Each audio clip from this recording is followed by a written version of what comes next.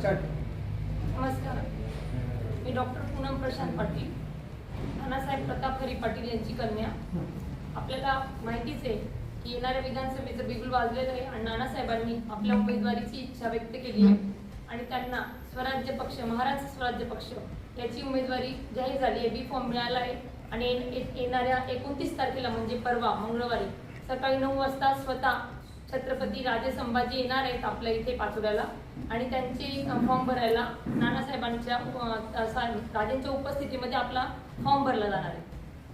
जवळजवळ पूर्ण पाचोरा आणि भडगाव तालुक्याला तात्यासाहेब हरिरावजी पाटील यांचं नाव ज्ञात आहे.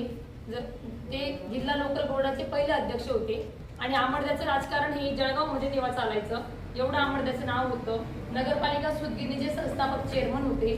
जळगाव जिल्हा बँकेचे जवळजवळ 25 वर्ष ते सदस्य होते आणि सभापती होते.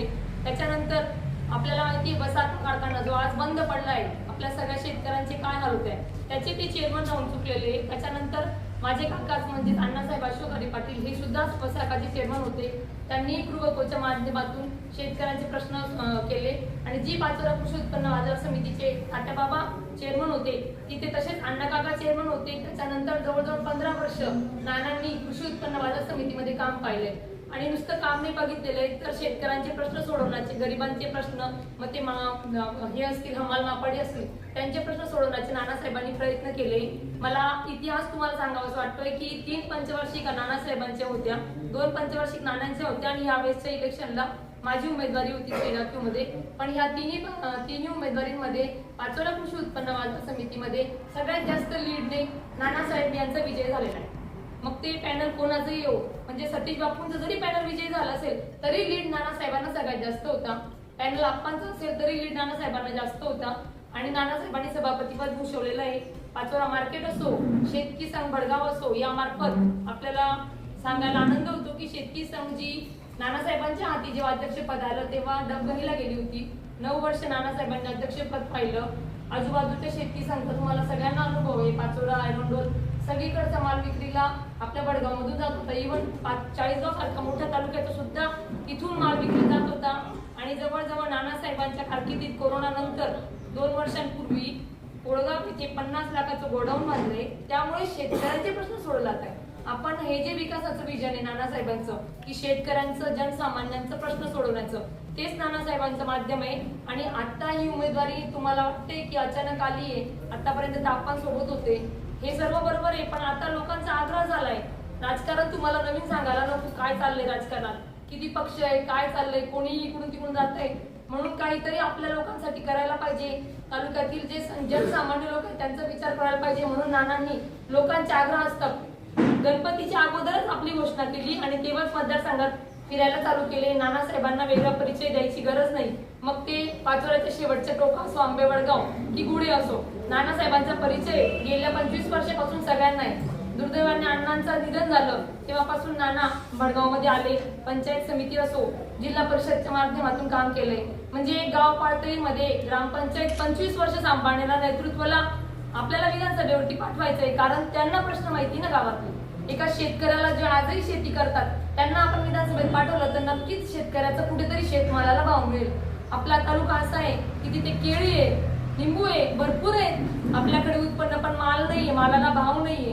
प्रश्न खूप आहे. महिलांचे प्रश्न आहे, त्यांना 1500 रुपये नुसते अकाउंटला नकोय, त्यांना काहीतरी हाताला काम पाहिजे. आपल्या बंधूंच्या मार्फत मी भगिनींना पण एवढीच विनंती करेल की तुम्ही सर्व महिलांनी नुसत्या आयत्या पैशांवरती बाळगू नका. आपण आपले पाय, आपण सक्षम पाहिजे, स्वावलंबी पाहिजे. यासाठी नानासाहेबांना सहकार्य करा. तरुणांचे प्रश्न खूप आहे, बेरोजगारी खूप आहे.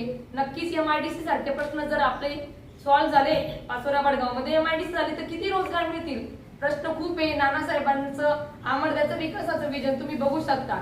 आमडद्यामध्ये जे काम आहे, त्याचा दर्जा आहे, ते काम 50 वर्ष त्या नालींना काही झालेलं नाहीये. 50 वर्षांपासून रस्त्यांना काही झालं नाही. कामाचा दर्जा महत्वाचा असतो, काम करणं नुसतं महत्वाचं नसतं. कामाचा दर्जा आणि विकासाचं विजन घेऊन नानासाहेब आलेले. आणि माझी सगळ्याच पूर्ण मतदारसंघातील बंधू भगिनींना कळकळीची विनंती राहील की बदल हवा आहे, पण बदल नुसता काहीतरी बदल पाहिजे म्हणून नको. एक सक्षम नेतृत्व द्यायला पाहिजे, ज्याला अनुभव आहे, ज्याच्या पाठीमागे लोक आहेत आणि ते नक्कीच समाजकारण करत आलेले.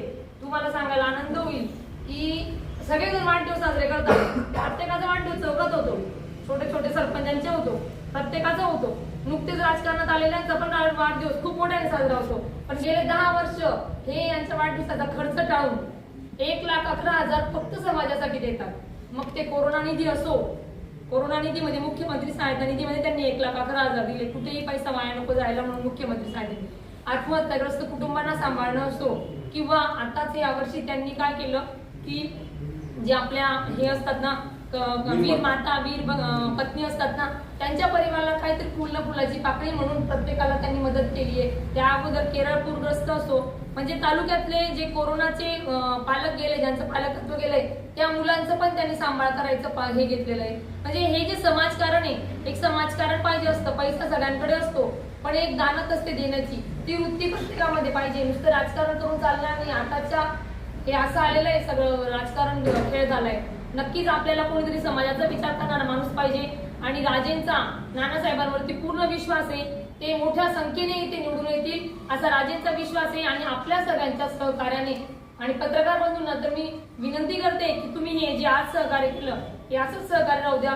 नक्कीच मतदारसंघात बदल घडेल आणि एक सक्षम नेतृत्व मिळेल म्हणून एवढंच मी सांगते. आणि सर्व मतदार बंधूंना कळकळीची विनंती करते की येणाऱ्या 20 तारखेला नानासाहेबांना तुमचे आशीर्वाद द्या हीच विनंती करते. धन्यवाद. आपला पक्ष आहे महाराष्ट्र स्वराज्य पक्ष.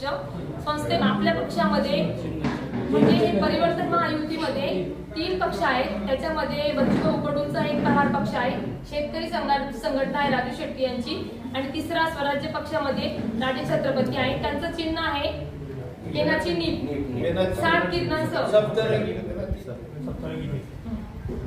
नवीन इतिहास निर्माण करायला नाही. याच्यामध्ये एक सांगावं वाटतं की स्वराज्याच्या इतिहासामध्ये तलवार साधी होती पण या आताच्या इतिहासामध्ये ही पेनाची नीप एक नवीन इतिहास घडवेल. नवीन इतिहास लिहिला नवीन इतिहास लिहिला नक्कीच बदल घडेल आणि आपल्या मार्फत नवीन इतिहास घडला जाईल.